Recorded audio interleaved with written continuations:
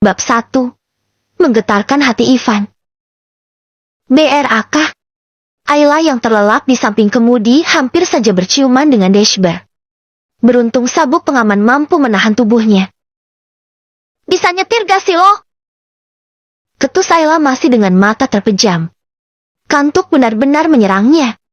Ayla kembali terlelap sampai tidak sadar bila teman-temannya kabur dan kini mobilnya dikerumuni polisi. Iya pak. Pelakunya masih di dalam. Mungkin mabuk, atau nyeplay abis konsumsi narkoboy. Sudah saya ketuk-ketuk dari tadi, tapi tidak ada sahutan dari dalam. Apa kita buka pasar saja? Sabar, Mat. Ente jangan suudzon sama orang. Mungkin menyetir dalam kondisi ngantuk. Ivan menyela karena tak ingin memperburuk situasi. Lah, coba ngapain jam segini keliaran? Tadi juga ada yang kabur. Itu artinya ada yang gak beres sama mereka ini, termasuk orang yang ada di dalam. Kaca mobilnya hitam, hingga mereka tidak bisa melihat apakah perempuan atau laki-laki yang ada di dalam. Ente dim deh, Mat. Biar Ana yang jelasin ke polisi. Ivan pun menjelaskan pada kepolisian kronologi mobilnya tertabrak. Karena tak kunjung bangun, akhirnya kepolisian mengambil langkah untuk menggusur mobil menggunakan derek. Setelah setengah perjalanan, barulah Ayla sadar bila mobilnya diderek. Ia panik hingga berniat melompat dari mobil bila tidak diberhentikan. Hentikan! Berhenti atau gue loncat! Ayla terus berteriak, berharap sopir derek mau mendengarkannya. Ivan sebagai korban yang mobilnya tertabrak turut datang ikut ke kantor polisi untuk memberi keterangan sekaligus melaporkan agar mendapatkan biaya ganti rugi. Ivan turut panik melihat aksi gila pemilik mobil yang menabrak mobilnya. Satu kakinya sudah keluar dari jendela dan bersiap melompat. Bergegas Ivan membuka jendela kaca mobilnya. Kamu mau mati loncat dari mobil yang lagi melaju? Ayla jelas saja langsung menoleh. Jangan-jangan lo yang derek mobil gue. Lo penjahat ya? Teriaknya. Gadis itu mengenakan celana hot pants dan tank top hingga paha dan dadanya terekspose. Astagfirullahalazim. Ivan memejamkan matanya.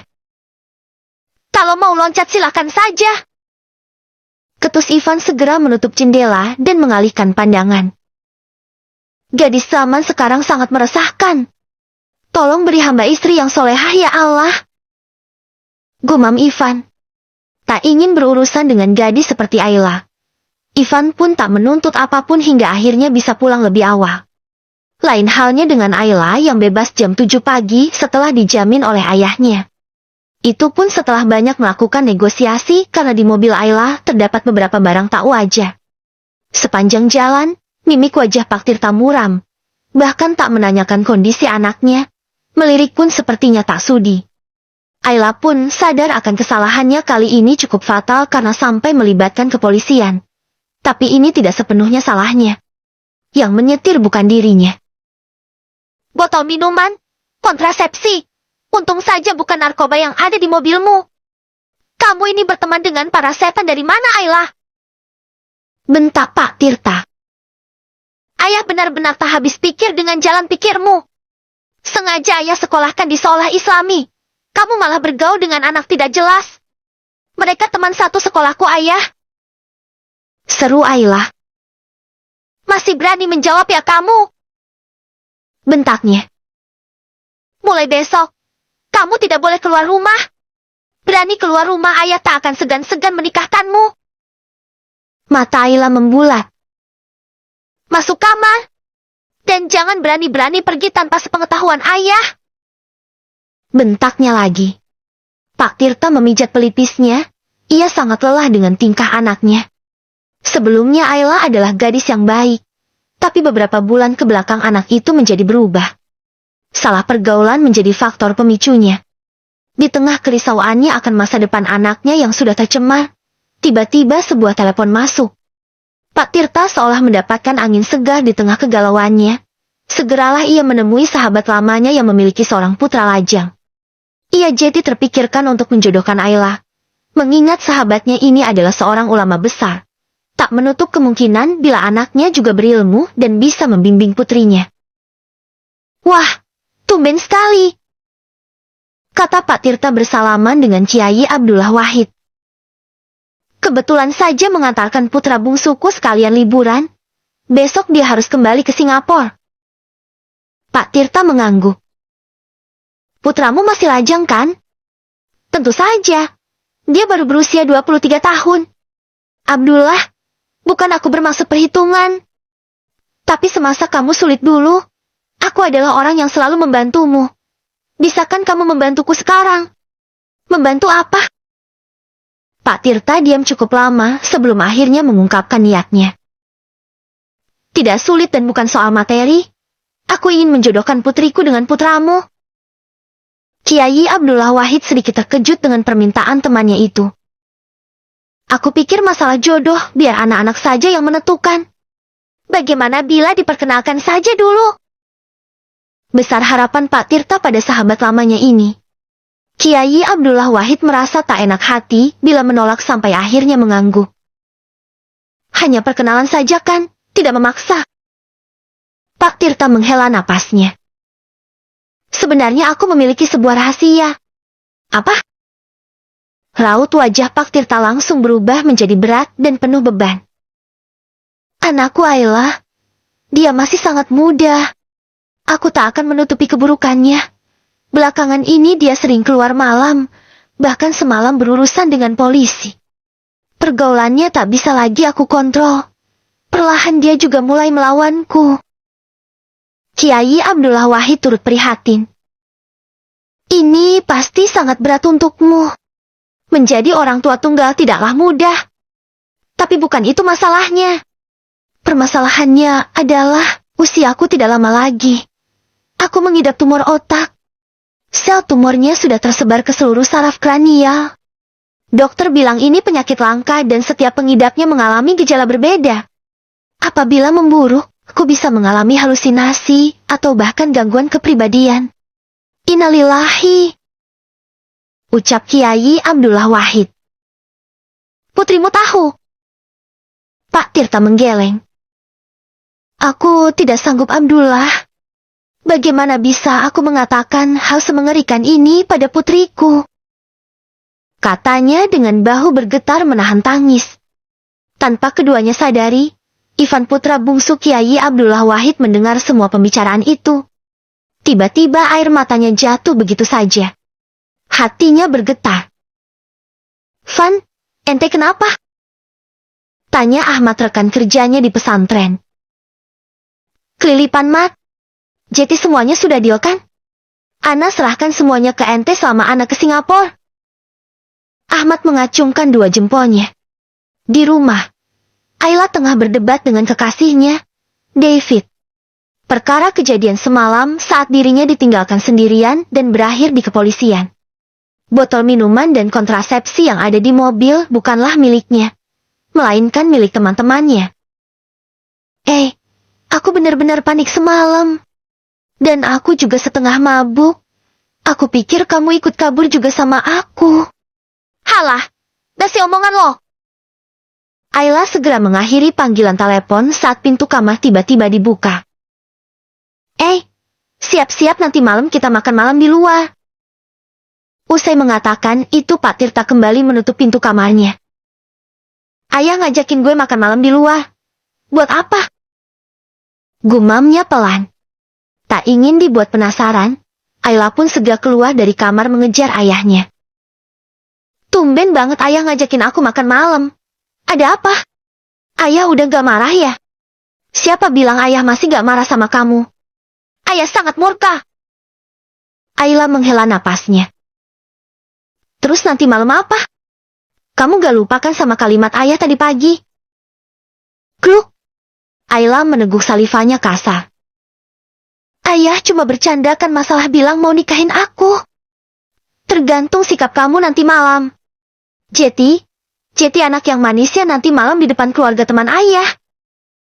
Di sisi lain, Kiai Abdullah Wahid pun berkata apa adanya pada anaknya masalah pertemuan nanti malam.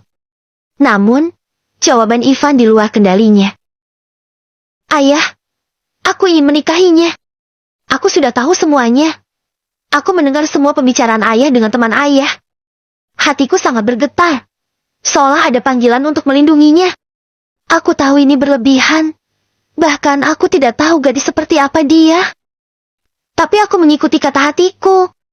Ivan. Ayah. Tolong izinkan aku menikahinya. Selesaikan dulu pendidikanmu. Baru ayah izinkan. Terima kasih ayah. Kata Ivan. Kiai Abdullah langsung menghubungi temannya bila anaknya setuju menikah dengan Ayla. Pak Tirta sangat bahagia dan segera menemui Ayla kembali untuk cepat bersiap-siap. Ayla, cepetan. Iya ayah. Lagian kenapa sih aku harus pakai dress panjang kayak begini? Ribet. Kalau bagian bawahnya keinjek terus aku jatuh gimana? Suat Ayla. Bisa karena biasa. Kamu gak akan terbiasa pakai dress panjang kalau kebiasaan pakai rok di atas lutut. Bikin malu saja. Orang tua mana tahu fashion. Cibir Ayla pelan. Senyum Ayla. Jangan bikin ayah malu. Iya. Tiba di restoran hotel. Ayla mendadak merasa perutnya sangat mulas. Ia pun segera pergi ke kamar mandi meski mendapatkan ancaman dari ayahnya untuk tidak kabur. Di ruang privat, Pak Tirta sangat terpukau pada Ivan yang begitu tampan dan bertutur kata sopan. Namun, sepertinya pemuda di depannya itu sedang tak tenang. Ayah, ada masalah. Aku harus mendaftar ulang secara langsung agar bisa sidang proposal. Tidak bisa ditunda. Kamu harus melihat dulu seperti apa Ayla sebelum akhirnya memutuskan untuk menikah dengannya. Bisik Kiai Abdullah Wahid. Masih ada waktu 10 jam lagi. Bila aku berangkat sekarang, 3 jam untuk perjalanan dan sisanya menyiapkan berkas serta meminta tanda tangan. Bila tidak daftar sekarang, mungkin aku akan sidang bulan depan. Bisik Ivan. Kiai Abdullah Wahid pun berbicara dengan temannya. Dengan berat hati Pak Tirta pun mengizinkan Ivan pergi. Tentu saja ia tak ingin membuat perjodohan ini menjadi lebih lama. Ia juga takut Ivan berubah pikiran atas keputusannya. Ayla menatap riasan wajahnya dan bergegas menuju ruangan. Karena fokus pada ponsel tanpa sengaja bertabrakan hingga ponselnya jatuh. Kalau jalan itu pakai mata. Sentak Ayla. Ivan terdiam. Bukannya dia gadis semalam yang ingin loncat dari mobil karena mengira aku penjahat. Batinnya. Ivan baru membuka mulutnya untuk bicara, tapi gadis itu lebih dulu menempelkan ponsel ke telinga. Iya, aku segera ke ruangan 12. Aku tidak kabur. Deh. Ivan mematung di tempat. Jadi gadis ini yang menggetarkan hatiku hingga aku mengambil langkah untuk menikahinya. Bab 2. Rencana Ayla. Tiba di rumah. Ayla benar-benar kecewa dengan keputusan ayahnya yang rupanya benar-benar menjodohkannya. Sebagai aksi penolakannya, ia pun menjadi kian nakal, membangkang pada ayahnya. Bahkan hampir setiap malam ia pergi ke klub. Bukan untuk mabuk, melainkan untuk membuat ayahnya marah, dan agar ayahnya paham bila ia benar-benar menolak perjodohan tak masuk akal ini. Kenakalan Ayla benar-benar membuat kondisi Pak Tirta drop. Awalnya Ayla berpikir ayahnya pura-pura sakit, tapi menyaksikannya secara langsung ia pun perlahan luluh. Dokter menyarankan ayahnya bed rest selama 1 minggu. Ayla pun mulai menurut meski kadang kala kabur untuk bertemu dengan teman-temannya. Seperti sekarang, ia tengah berpesta dengan kekasihnya. Ayla, ayo minum. 1 teguk aja. Bujuk David. Fit, Elo udah mabuk banget. Katanya lo mau berubah demi gue. Mabuk itu hal biasa. Yang penting kan gue bukan cowok kasar, main tangan, atau tukang selingkuh. Gue kurang baik apa? Ayla mendorong kasar kepala David yang akan menyosor padanya. David pun menggeram kesal. Aku pesenin jus jeruk. Mau gak? Ayla mengangguk. David lantas pergi menuju meja bar. 1 gelas jus jeruk, campur perangsang.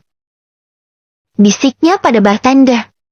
Kemudian membawanya pada Ayla. Tapi kekasihnya itu malah berdiri. Sayang, mau kemana? Ayah pingsan. Aku harus pulang. Jawabnya langsung pergi begitu saja. Shit! Umpat David. Alia tergesa-gesa meninggalkan klub ternama itu. Mobil Mini Cooper miliknya melaju kencang melewati jalanan ibu kota yang sudah tampak sepi. Ayah? Bagaimana kondisi ayah? Pak Tirta batuk beberapa kali. Wajahnya sengaja dibuat sepucat mungkin agar Alia tidak lagi meragukan sakitnya. Alia, tolong terima tawaran ayah. Kali ini saja. Alia tertawa dan menjadu dari ranjang ayahnya. Sudah sangat jelas sekali bila ini akal bulus ayahnya. Saat ia masih di klub, katanya dilarikan ke rumah sakit.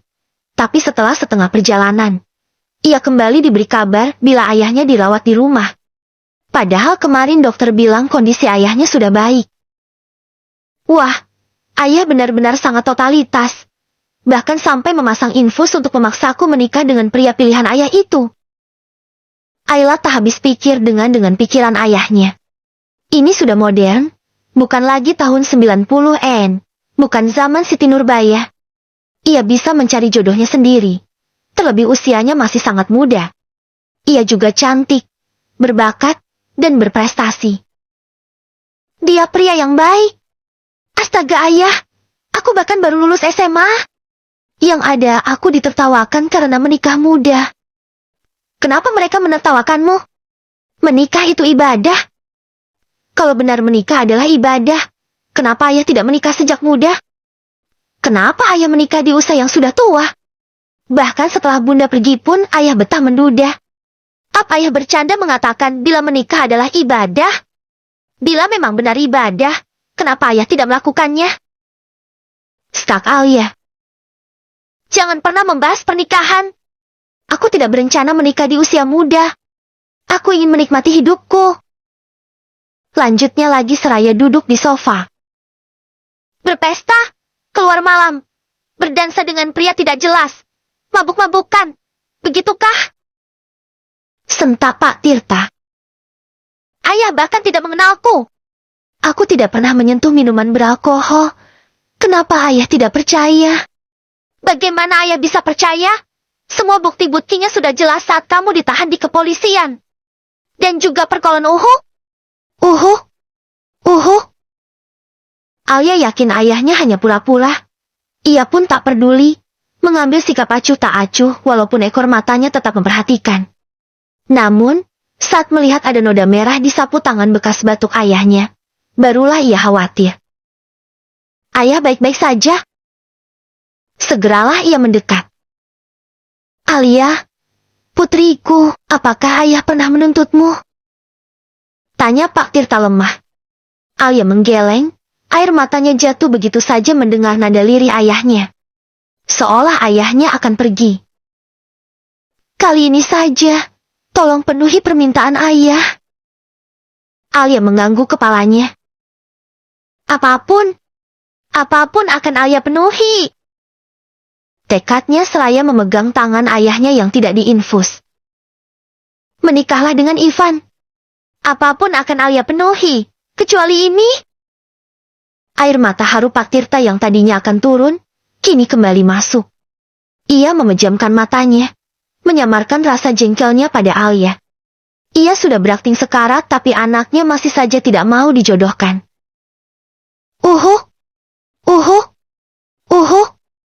Ayah mohon Melihat kondisi ayahnya yang tampak kian lemah, Alia menjadi bimbang. Aku akan memikirkannya. Sebaiknya ayah istirahat. Lirih Ayla. Pak Tirta mengangguk bahagia, meski anaknya tidak menjawab iya. Tapi itu bagus, setidaknya Alia tidak langsung menolak. Esoknya, saat sarapan tiba-tiba saja ayahnya memberinya sebuah kertas. Itu CV Ivan. Alia meliriknya sekilas. Ia sudah bosan mendengar tentang Ivan yang katanya soleh, paham agama. Tapi sampai sekarang ia masih belum tahu wajahnya seperti apa. Ayah juga sudah mengirimkan CV kamu. Tenang, ayah sudah menyuruh seseorang untuk edit foto kamu jadi pakai hijab. Kamu cantik banget pokoknya. Ivan juga bakal terlena sama kecantikan kamu. Kenapa harus pakai hijab? Padahal seksi lebih bagus. Pak Tirta menggelengkan kepalanya. Dia ini Ustadz. Apa kamu gak malu? Diam-diam Alia tersenyum. seolah menemukan sebuah ide bagus. Kalau gue gak bisa nolak perjodohan ini, maka dia yang harus membatalkannya. Ia pun bersiul senang. Ayla, kau tegur Pak Tirta. Ayla cengengesan. Kenapa ayah gak bilang sejak awal kalau dia Ustadz? Pak Tirta tersenyum senang. Gadis mana yang akan menolak pria berilmu? Kamu tidak pernah bertanya pada ayah. Alia memutar bola matanya malas. Aku malas kalau orangnya jelek.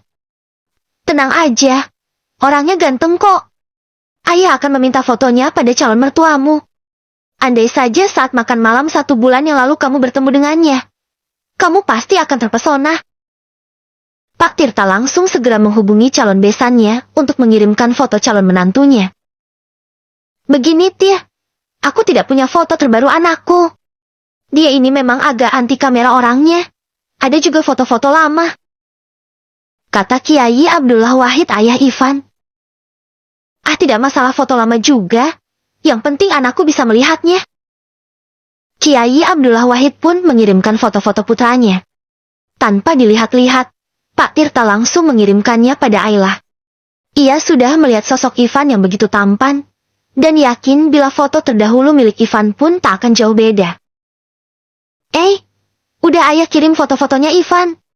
Duh, kok jaringan mendadak jelek ya? Belum kekirim semua.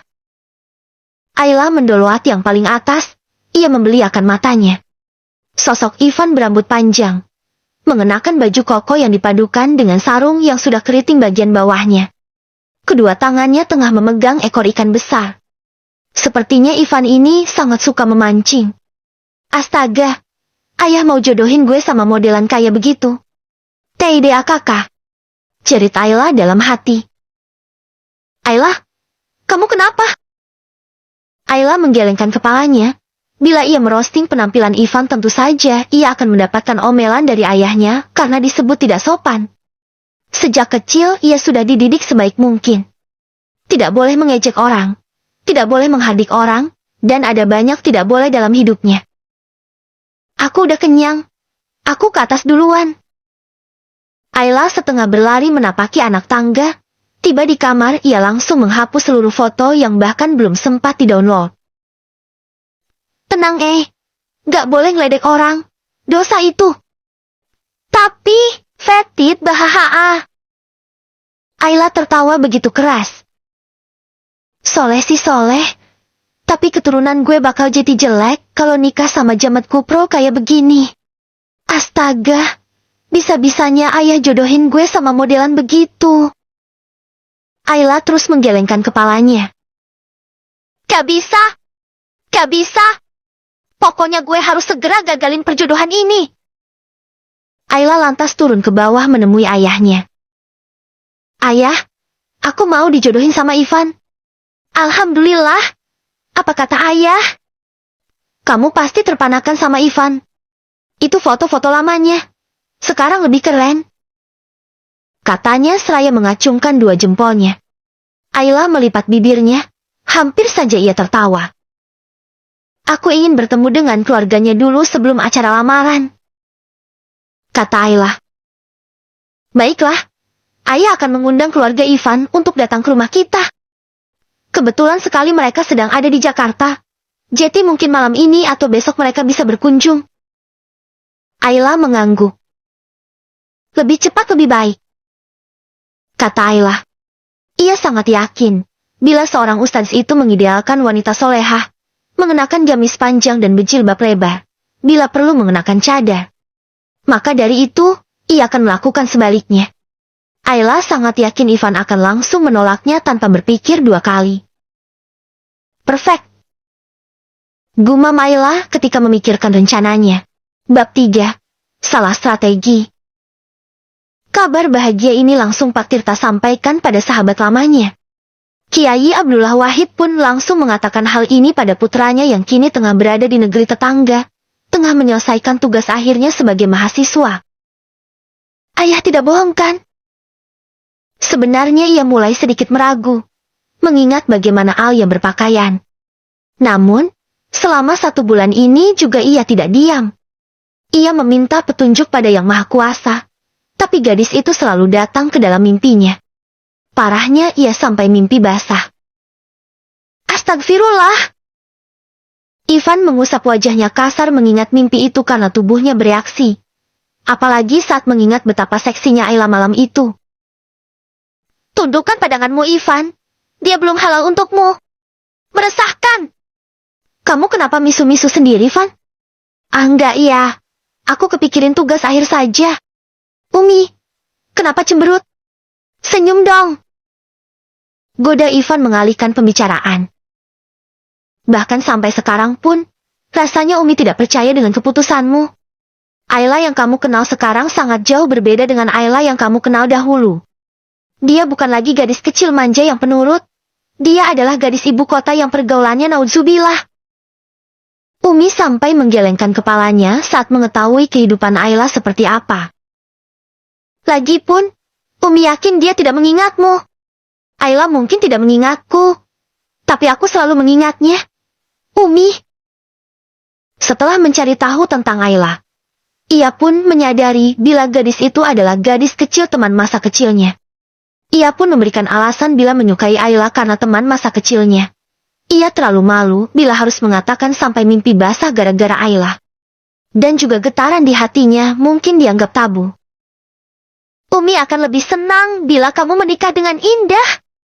Dia seorang gadis yang cantik, solehah, dan pastinya adalah yang terbaik serta setara denganmu. Dia juga bisa membantu Umi di pesantren, sedangkan Ayla. Kiai Abdullah Wahid segera merebut kembali ponselnya. Pak Tirta mengundang kita udah berkunjung ke rumahnya. Katanya, Ayla ingin bertemu. Ivan menghela napasnya. Sayangnya aku tidak bisa pulang ayah. Aku harus melaksanakan sidang terakhir besok. Tapi ayah juga besok harus kembali pulang ke pesantren. Kata Kiai Abdullah Wahid. Kalau begitu ayah temui saja dulu keluarga Ayla tanpaku. Nanti setelah ini selesai aku akan datang melamarnya langsung. Kata Ivan. Kiai Abdullah Wahid mengangguk dan langsung mengakhiri panggilan video. Umi langsung menghembuskan napasnya kasar. Bukan aku menentang. Hanya saja, Ayla, dia, astagfirullah, mau ditaruh di mana wajah kita Abi. Menantu kedua kita adalah seorang Ning, Syarifah, sedangkan Ayla, dia bahkan kerap kali mengenakan pakaian seksi. Dia tidak menutup auratnya. Astagfirullah Umi. Istighfar. Apakah sekarang kamu merasa menjadi yang lebih baik daripada Ayla? Sentak Kiai Abdullah Wahid. Umi pun beristighfar. Tidak. Ia tidak merasa demikian. Hanya saja Ayla benar-benar tidak masuk kategori menantu idealnya. Nanti malam kita berkunjung ke rumah Tirta. Umi hanya bisa mengangguk. Keras kepala Ivan menurun dari suaminya. Menjelang malam, Pak Tirta mengetuk pintu kamar anaknya. Ayla, kamu siap-siap. Pakai pakaian yang pantas dan tertutup. Tampil sebaik mungkin di depan keluarga Ivan. Tegasnya. Tentu saja ayah. Aku akan berpenampilan sebaik mungkin agar keluarga Ivan terkesan dengan calon menantunya yang sangat cantik jelita ini. Genit Ayla. Pak Tirta hanya menggelengkan kepalanya dengan tingkah anaknya. Baguslah kalau kamu mengerti. Ayla lantas menutup pintu. Ia melirik pakaian yang sudah disiapkan, tapi kemudian membuka lemari. Mengambil pakaian baru. Celana hot pants, bra spots yang dipadukan dengan kardigan raju terawang. Rambut diikat ekor kuda setinggi mungkin hingga leher jenjangnya terlihat. Sempurna. Kata Ayla melirik penampilannya yang begitu seksi. Pakaian yang ia kenakan hanya menutupi bagian privasi saja. Astaga, gue gila banget ya hahaha. Sebelum membuka pintu untuk menemui keluarga Ivan, Ayla mempersipkan diri terlebih dahulu. Oke Ayla, mungkin setelah kejadian ini lo bakal diamuk sama bokap. Tapi gak apa-apa, yang penting perjodohan ini langsung batal. Dan endingnya lo cuma harus pura-pura nyesal. Hilaf, nangis-nangis di depan ayah biar dimaafin. Ayla membuka pintu kamarnya, Jantungnya deg-deg-dagser, tapi demi dibatalkannya perjodohan konyol ini, ia pun mencoba menguatkan mentalnya, berjalan penuh percaya diri menuruni tangga. Obrolan hangat yang diiringi tawa terdengar di telinganya. Ada sedikit keraguan hingga sejenak berhenti untuk mengumpulkan kembali mentalnya yang hilang, sampai akhirnya dengan tarikan napas panjang serta tekad yang kuat ia berhasil menuruni tangga dengan senyum lebar. Bahkan sempat-sempatnya melambaikan tangan pada ayahnya yang kini melotot ke arahnya. "Halo Om, Tante, selamat malam." Ayla menyalami Kiai Abdullah Wahid dan juga istrinya. Kemudian, di sampingnya ada dua orang. Seorang wanita muda dan juga seorang pria yang ia yakini adalah Ivan. Abdullah, aku permisi." "Ayla, ikut ayah sebentar." Ayla menggerakkan kepalanya hingga rambut ekor kudanya yang panjang terhempas. Kardigan yang menutupi bahunya pun sengaja diturunkan dan membuntuti ayahnya. Ia begitu penuh percaya diri layaknya model yang tengah fashion show di papan catwalk. Sret! Ia diserit secara kasar oleh ayahnya. "Apa ini? Kamu bikin malu ayah!" Sentaknya. "Loh, malu kenapa ya? Bukannya ayah bilang aku harus tampil sempurna malam ini? Nah, aku mencoba menjadi sempurna. Bukankah ayah sangat ingin perjodohan ini dilangsung dengan cepat? Ini adalah solusinya. Ivan akan tergoda dan langsung menikahiku," katanya dengan centil. Ia yakin ayahnya sangat muak sekarang. "Gak gitu juga Ayla. Lagian Ivan tidak datang. Dia sedang menyelesaikan tugas akhirnya di luar negeri." "Apa?" Pekik Ayla kaget bukan main. "Baiklah. Bila memang itu niatmu, ayah akan menyampaikannya langsung pada calon mertuamu. Biar nanti setelah Ivan pulang langsung saja menikahimu." Pak Tirta langsung pergi. "Ayah! Ayah!" seru Ayla. Yapi ayahnya seolah tuli pergi begitu saja. Tag! Tag! Tag! Ayla memukul kepalanya. "Bodoh! Harusnya gue pastiin dulu Ivan datang atau enggak. Kalau gini rencana gue zang dong." Rengek Ayla duduk di lantai seperti anak kecil yang kehilangan mainan. Ayla langsung bangkit dan diam-diam mendekati ruang tamu.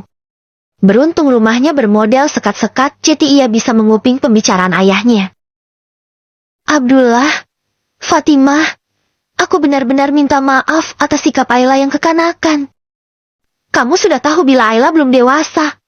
Kenapa bersikeras ingin menikahkannya? Biarkan saja dia menikmati masa remajanya dahulu," seru Umi Fatimah. Ayla diam-diam mendukung ucapan wanita parubaya itu. Betul sekali. Coba aja ibu masih hidup. Pasti dia juga akan menjadi orang pertama yang melarang perjodohan konyol ini. "Fatimah, aku tahu kamu pasti sangat keberatan. Tapi satu-satunya yang paling berharga di hidupku adalah Ayla. Aku menginginkan yang terbaik untuknya. Tapi kenapa harus putraku?" seru Umi Fatimah lagi. "Karena Abdullah adalah sahabatku. Di saat aku benar-benar hancur, suamimu itu menguatkanku. Aku yakin, putranya tak jauh berbeda dengannya. Itulah kenapa aku ingin Ayla menikah dengan putramu. Lagipun, aku tidak memaksa. Ivan juga menginginkannya kan?" Ayla mengerutkan keningnya. "Jadi si Ivan ini yang mau, bukan ayah yang maksa. Kenapa? Apa alasannya?" Perihal sikap Ayla barusan, ternyata dia memiliki alasan, kata Pak Tirta. "Apa alasannya?" tanya Kiai Abdullah Wahid. "Dia bilang, berharap Ivan terpesona dan segera menghalalkannya." Sontak saja semua tertawa, kecuali Umi Fatimah. Ayla yang sudah sangat malu langsung pergi ke kamarnya. "Aku akan mengatakannya pada Ivan. Dia pasti akan segera pulang ke Indonesia bila mendengar kabar ini." Bab 4. Terjebak janji sendiri. 2 minggu kemudian, keluarga besar Kiai Abdullah Wahid kembali mengunjungi kediaman Pak Tirta dalam rangka melangsungkan lamaran. Ayla mengintip dari jendela, melihat rombongan keluarga Ivan datang sebanyak 3 mobil. Ayla tidak dapat melihat rombongan di mobil pertama yang diisi oleh keluarga calon suaminya. Mobil kedua dan ketiga diisi beberapa santri dan santriwati yang kini membawa masuk hantaran seserahan ke dalam. Ayla menjadi sangat resah. Rencananya Tempo lalu gagal total. Gak bisa. Gue gak bisa. Ayla menatap penampilannya di cermin. Sebuah dress longar panjang dan hijab melingkar di leher menutupi rambut panjangnya yang kecoklatan. Pak Tirta menyambut keluarga sahabatnya dengan sangat bahagia. Bahkan air matanya menetes saat memeluk Ivan. Terima kasih, Nak. Tolong jaga Ayla dengan baik. Mungkin waktu Om sudah tidak lama lagi. Ayla masih menjadi tanggung jawab Om sekarang. Setelah menikah baru menjadi tanggung jawabku. Dan jangan mendahului kehendak Allah. Siapa tahu Om sembuh. Aku selalu mendoakan kesehatan Om. Pak Tirta tidak mengindahkan ucapan Ivan. Ia kembali berucap. Jika Om pergi, jaga Ayla dengan baik. Hanya itu yang Om harapkan dari kamu. Insya Allah, saya akan menjaganya dengan baik. Sebaik yang saya bisa, ada atau tidak adanya Om. Pak Tirta beralih pada sahabatnya, Kiai Abdullah Wahid. Terima kasih. Entah harus dengan cara apa lagi aku mengatakannya. Kemudian melirik Umi Fatimah. Aku tahu ini berat, tapi tolong sayangi Ayla dengan baik. Perlakukan dia dengan baik. Dia tidak pernah memiliki figur ibu dalam hidupnya. Tolong ajari dia. Aku yakin kamu sangat mampu melakukannya. Umi Fatimah hanya bisa mengangguk. Tentu saja ia akan mengajari Ayla dengan baik, terutama dalam hal berpakaian. Silakan masuk. Ayo duduk. Duduk. Tunggu sebentar. Aku akan memanggil Ayla untuk turun. Pak Tirta sangat antusias. Ia menyiapkan segala sesuatunya sendirian. Bahkan ia juga yang memilihkan pakaian untuk anaknya di toko. Tiba di lantai 2, Pak Tirta mengetuk pintu kamar anaknya. Tapi tidak ada sahutan. Ia pun membukanya. Ayla, kamu di mana? Jendela kamar terbuka. Sebuah kain panjang menjuntai ke bawah. Kemudian, matanya melirik dress berwarna pink berukat tergeletak di ranjang, berikut dengan hijabnya. Hatinya sangat sedih. Apalagi terdapat secarai kertas di sana. Ayah, aku merasa tidak siap dengan perjodohan ini. Maafkan aku. Pak Tirta mengusap matanya yang beraya. Pak Tirta melihat-lihat sekitar. Padahal ayah hanya ingin yang terbaik buat kamu, Alia. Alia yang sebenarnya tidak pergi dari rumah merasa bersalah. Ia sebenarnya bersembunyi di kamar mandi. Melihat ayahnya yang tampak sedih, membuat hatinya teriris. Maafkan aku, Ayah. Namun, bila tiba-tiba turun bukankah sangat malu? Apalagi ayahnya sudah membaca surat yang ia tulis di meja. Akhirnya ia pun tidur semalaman dan bangun-bangun mendapati rumah kosong. Bi, ayah kemana? Ini kan hari libur. Kata Ayla seraya menikmati sarapan di meja. Bapak pergi ke kampung, Non. Katanya ingin menenangkan diri. Bapak bilang. Ayah bilang apa? Anu, Non. Itu. Bibi A tampak ragu mengatakannya. Alia beranaj dari kursi dan menyentuh Bibi A. Apa, Bi? Anu apa? Jangan bikin aku penasaran deh. Ayah bilang apa? Itu, Non. Aduh, saya gak enak ngomongnya. Enakin aja. Seru Alia. Sebenarnya saya juga gak sengaja nguping waktu Bapak nelpon. Tapi sumpah demi Allah saya gak nguping. Bapak nelpon di meja makan pas saya lagi bikin sarapan. Seru Bibi At dengan wajah panik. Iya. Apa? Apa yang Bibi dengar? Kesal Alia. Katanya Bapak merasa malu. Malu kenapa? Seru Alia lagi. Sebenarnya ia sudah bisa menebak. Mungkin ayahnya malu pada keluarga Ivan, karena semalam ia tidak turun. Dan mungkin saja perjodohannya dibatalkan. Itu, Non. Semalam kan Non gak turun waktu ada keluarga temennya Bapak datang. Katanya Bapak mau menenangkan diri di sana sambil menikmati waktu libur. Kemungkinan 2 mingguan. Hah? 2 minggu? Gak bisa dong. Minggu depan acara perpisahan di sekolah. Kalau gak ada ayah, aku sama siapa?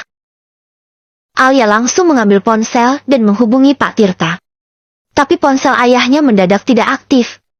Setahunnya juga, di kampung asal ayahnya susah sinyal. Ayah nyebelin banget sih. Apa gue susul aja ya? Ayah kan pendendam. Kayaknya dibalas kelakuan gue semalam dengan gak hadir di acara perpisahan gue nanti. Gini amat punya ayah. Alia lantas segera menuju kamarnya. Ia mengemas beberapa pakaian miliknya. Pesan dan telepon dari teman-temannya ia abaikan. Sedih banget. Udah dari bayi gak punya ibu. Masa ayah gak mau hadir di acara sekolah nanti? Gumamnya. Perjalanan memakan waktu berjam-jam. Alia beberapa kali berhenti karena belum terbiasa menyetir ke tempat yang jauh apalagi sampai berjam-jam. Ini juga pertama kalinya ia menyetir di tol. Sangat melelahkan karena harus konsisten dan di kecepatan yang stabil. Kalau udah nyampe ayah masih belum maafin gue, tega banget sih. Gue udah effort banget ini nyetir berjam-jam, untung gak tabrakan. Baru berkata demikian, tiba-tiba mobil di depannya berhenti. Alia yang kaget tidak sempat menginjak pedal rem hingga bodi depannya menabrak bumper mobil di depan. Astaga, mati gue. Mana mobil mahal? Ringisnya kala melihat mobil di depannya. Seorang pria tampan keluar dari mobil, mengetuk pintu mobilnya.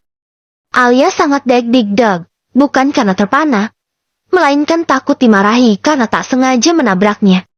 Apalagi ia seorang wanita, jalanan juga tampak sepi. Pikiran negatif kini timbul di benaknya. Poin 1. Wanita tidak pernah salah. Gumamnya pelan dan langsung membuka kaca mobil seraya memasang wajah jutek. Gini ya mas, secara kejadian saya nggak salah-salah amat. Mobil mas yang tiba-tiba rem mendadak. So, kesalahan bukan hanya ada pada saya, tapi pada Anda juga. Lagipun, tampaknya mobil saya juga rusak dan tubuh perbaikan. Ivan tahu ini mobil Ayla. Ia sengaja membuntutinya dan di jalan ini medannya lumayan curam hingga ia melaju lebih dulu agar Ayla mengikutinya. Jantungnya deg-deg daksar. Gadis di depannya benar-benar membuatnya panas dingin. Kamu baik-baik saja kan? Alia mengerjapkan matanya. Ia yang tadinya memalingkan wajah langsung menoleh. Terlihatlah dengan jelas wajah pria tampan yang tadi ia lihat dari balik kaca mobil. Iya, saya baik-baik saja. Syukurlah bila baik-baik saja. Benar yang Anda katakan, saya memang salah karena rem mendadak. Tapi saya juga punya alasan. Seekor kucing tiba-tiba melintas. Namun, Anda juga bersalah karena tidak memberikan jarak antara mobil saya dengan mobil Anda yang di belakang. Seandainya ada jarak, kecelakaan ini tak akan terjadi. Mungkin masalah ini bisa selesai sekarang. Mari bertanggung jawab pada kendaraan masing-masing tanpa melibatkan satu sama lain. Ya, saya pikir memang ada baiknya begitu. Ketus Alia. Dalam hati merasa sangat lega karena tidak perlu ganti rugi. Sementara kerusakan mobilnya akan ia adukan pada ayahnya agar segera diperbaiki. Keduanya lantas kembali melaju ke tempat tujuannya masing-masing. Alia kembali berhenti di rumah makan. Tangannya tersasa sangat pegal. Begitupun dengan kakinya. Mobil matik juga kalau jauh-jauh gini pegal. Gumam Alia merebahkan tubuhnya. Beruntung rumah makan ini temannya lesehan hingga ia bisa meregangkan otot-otot punggungnya yang kaku karena terus duduk bersandar. Ia akan memasuki medan jalan yang jelek dan berlubang. Tentu saja membutuhkan tenaga yang ekstra. Silahkan dinikmati, Neng. Makasih teh. Kata Alia dan langsung bangkit. Aroma bebek bakar sangat menggelitik perutnya. Ia pun langsung menikmatinya hingga tidak lama ponselnya berdering.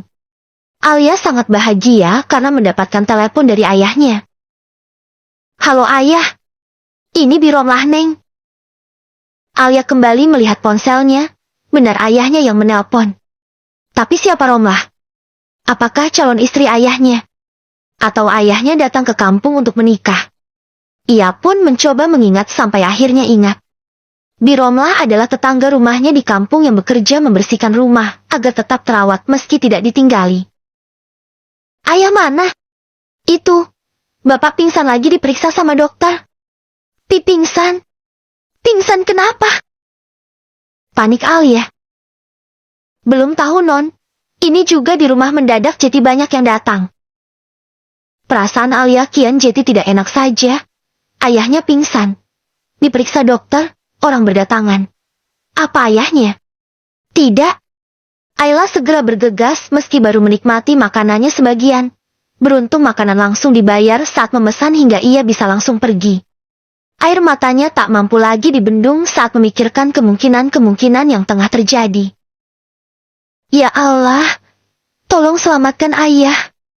Aku janji akan mengabulkan semua keinginannya, termasuk menikah. Tolong selamatkan ayah. Beberapa kali Ayla berhenti karena pandangannya memudar oleh air mata. Ayah. Lirihnya. Hanya kalimat itu yang keluar dari bibirnya. Tiba di rumah, sudah ada beberapa mobil terparkir di sana. Ia pun langsung masuk ke dalam. Benar, ada dokter memang. Ayah, bagaimana kondisi ayah? Pak Tirta masih lemas. Alia pun menoleh pada dokter. Dok, gimana kondisi ayah? Pak Tirta langsung menyimpan jari telunjuknya di bibir. Memohon dokter untuk bekerja sama dengannya. Dokter menghela napas. Pasien kelelahan, ada baiknya beristirahat dengan cukup. Dan, jangan sampai terbebani pikirannya. Itu memperburuk kondisinya. Ayla menghembuskan napasnya lega. Syukurlah. Tapi kemudian teringat akan janjinya saat di perjalanan. Duh, nyesel banget gue ngomong gitu. Bab 5. Terperangkap jebakan pernikahan. Alia memasuki kamarnya. Janji yang ia ucapkan di perjalanan menghantui pikirannya saat ini. Duh, apa gue tarik aja ya janjinya? Toh ayah gak kenapa-kenapa. Tapi, kalau nanti ayah kenapa-kenapa gimana? Ini mulut lagian kenapa sih ngasal banget ngomongnya? Nyesel kan sekarang? Alia menggigit bibir bawahnya. Merasa ada yang salah. Memang tidak ada yang tahu perihal janjinya. Tidak ada saksi dan tidak ada juga yang mendengarnya. Tapi hatinya jadi resah. Apa gue tanya Ustadz saja ya? Alia membuka ponselnya. Meski nakal ia suka mendengar ceramah di waktu subuh. Atau di waktu-waktu senggangnya. Terkadang hidup memang butuh asupan nutrisi. Orang mengatakannya charger iman. Ada salah satu ustadz yang ia tidak ketahui namanya. Ia hanya mengikuti Instagramnya yang beruser nama Tanya Dong Ustadz. Dan juga mengikuti podcastnya di salah satu aplikasi. Kajian-kajiannya sangat adem, tidak menyudutkan dan selalu membuka sesi tanya jawab di story-nya. Jawaban yang diberikan pun terkadang menggelitik perut. Tidak formal dan membosankan. Ada banyak sekali yang mengidolakan ustadz ini, padahal bisa saja kan sudah menikah, atau memiliki anak, bahkan mungkin sudah beruban. Namun, bila didengar dari suara, memang tampak seperti anak muda. Tapi suara bisa menipu bukan? Gue tanya aja deh. Alia mengetikkan pertanyaannya begitu panjang, tapi kemudian ia menghentikannya. Tapi kalau gue ngetik di sini kejawabnya gak tahu kapan. Biasanya kan numpuk banget. Followernya aja sampai 1,3 juta. Ini aja sampai gak kelihatan titik-titiknya. Apa gue diam aja ya? Kali aja hoki. Gumamnya dan tetap mengirimkan pertanyaan di kolom story yang sudah disiapkan. Tapi kemudian membuka ikon pesan. Gue kirim di dua-duanya deh. Pak Ustadz, saya kan udah lama mau dijodohin tapi saya tolak melulu karena cowoknya gak sesuai sama selera saya. Kemarin malam, cowok yang dijodohin sama saya datang ke rumah bawa keluarganya. Tapi kan saya nggak mau ya Ustadz. Nah saya kabur deh. Ayla lantas menceritakan semuanya dari awal hingga pada titik ketakutan akan janji yang ia katakan. Setelah semuanya lengkap barulah ia mengirimkannya. Semoga aja cepat bisa dijawab. Gue resah banget. Alia membacanya kembali, begitu panjang lebar. Buset. Ini nanya apa curhat ya? Ah, bodo amat deh. Toh nanti yang bacanya pasti admin. Gumamnya lagi. Karena lelah di perjalanan, Ayla pun terlelap seperti orang mati. Bahkan tidak sadar saat pintu diketuk dari luar dan dibuka. Haduh, ini Neng E tidur apa latihan meninggal ya? Susah banget dibanguninnya. Biromlah kembali turun ke bawah. Neng Aylanya tidur, Pak. Nyenyak banget. Padahal udah saya tepuk-tepuk juga bahunya. Gak apa-apa, mungkin dia kelelahan. Ini pertama kalinya dinyetir perjalanan jauh. Belum lagi jalan ke sini lumayan jelek. Saya mau jalan-jalan dulu. Nanti kalau Ayla bangun siapkan makanan. Iya Pak, siap. Diam-diam Pak Tirta merasa bangga. Anaknya sudah bisa bepergian sendiri, menyetir dengan teliti. Namun, saat keluar rumah, ia melihat mobil putrinya penyok. Rasa bangganya langsung hilang menjadi rasa khawatir. Pak Tirta lantas pergi. Ia jalan-jalan ke tempat sekitar dan mengobrol dengan warga setempat. Kembali ke kampung halaman tidak terlalu buruk, terlebih ia sudah begitu lama tidak kembali ke sini karena kesibukannya bekerja. Menjelang sore, Ayla bangun dan merasa tubuhnya sakit serta pegal. Terlebih di bagian tangannya yang terasa nyeri seperti lebam. Mungkin karena terlalu diporsir menyetir. Bibi, Bibi. Seru Ayla lagi. Sayangnya tidak ada yang menyahut. Ia melihat dinding kamar yang berbeda. Barulah sadar bila tengah di rumah yang lain bukan di rumahnya yang stay at 24 jam di rumah dan siap datang kapan saja saat dipanggil. Duh Neng, maaf ya Bibi teh lagi ngepel di bawah. Mau ke atas kerjaan belum beres. Jeti diberesin dulu. Alia mengangguk. Iya gak apa-apa. Tapi ayah kemana? Jangan sampai ayahnya pergi lagi. Ah, sudah seperti kucing-kucingan saja. Bapak lagi jalan-jalan. Katanya pengen ngobrol sama warga sekitar. Neng E mau makan apa? Apa aja yang bikin kenyang? Aku masih ingat. Apapun yang Biromlah masak selalu sesuai sama lidah aku. Biromlah mengangguk dan ke dapur untuk memasak. Sambil menung, Ayla menikmati cemilan yang sudah tersedia di meja makan. Ia menikmatinya sambil scroll Instagram. Tiba-tiba notif satu pesan. Masuk. Ayla hampir tersedak. Tidak menyangka bila diamnya kini dibalas. Dengan satu tarikan napas, Ayla langsung membukanya. Tanya dong Ustadz, itu sudah masuk nazar dan harus dilakukan. Kalau memang perintah orang tua ada baiknya juga dilakukan sebagai bakti Anda padanya. Tanya dong Ustadz, setiap orang tua menginginkan yang terbaik untuk anaknya. Fisik itu bisa berubah. Setelah menikah kamu akan hidup dengan akhlaknya bukan fisiknya.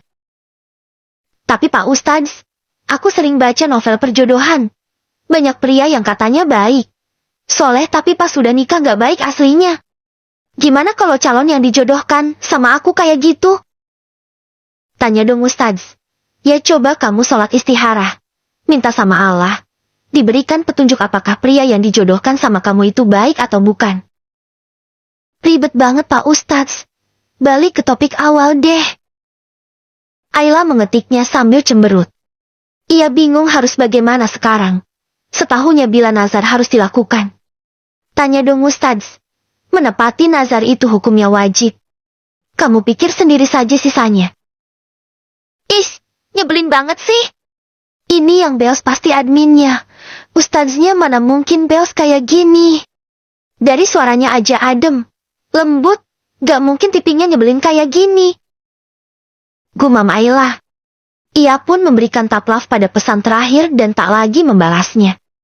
Di tempat lain, Ivan sampai dikau tegur oleh ayahnya, karena begitu sibuk bermain ponsel. Padahal ada Pak Tirta di depannya. Maaf ayah, Om Tirta, ada hal penting yang tidak bisa dilewatkan. Sekarang sudah selesai. Kata Ivan seraya menyimpan ponselnya setelah dimatikan. Tirta, tolong maafkan Ivan. Kiai Abdullah Wahid merasa tak enak. Tidak masalah. Zaman sekarang pekerjaan lebih banyak dilakukan lewat gadget memang. Apalagi Ivan ini konten kreator juga. Pasti banyak kerjaan masuk ke ponsel. Kalau memang ada pekerjaan selesaikan saja. katanya seraya melirik Ivan. Sudah selesai.